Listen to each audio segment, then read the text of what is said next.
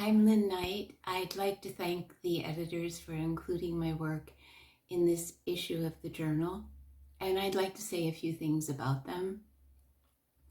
I began writing them several years ago when I was working in a group with two other poets, Nellie Hill and Phyllis Stoll, and we had decided to take a kind of detour from our poetry and work in prose.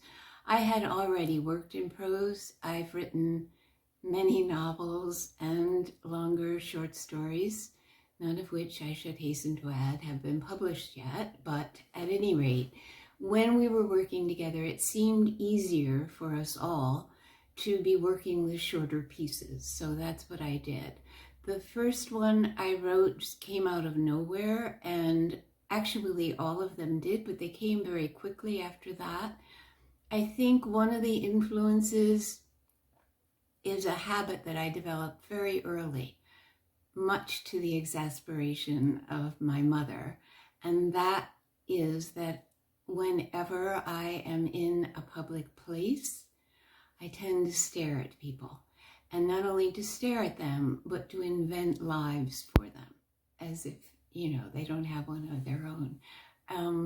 So I started doing that when I was a kid, and I hope I do it a little more subtly now that I'm older, but I did spend parts of several summers in Paris, and I was alone and riding on public transport with other women who were also alone, and I would stare at them and invent lives for them, trying to do it in French, which they had very short lives.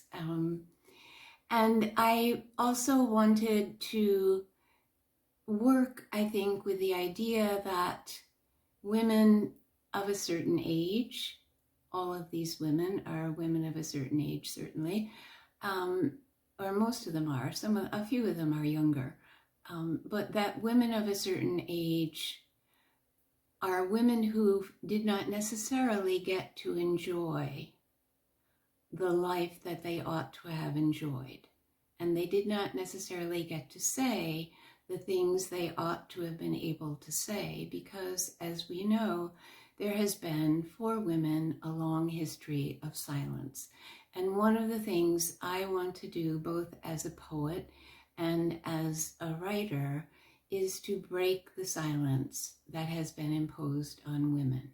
So I did that in each of these pieces to the best of my ability, and I wanted them to be clear.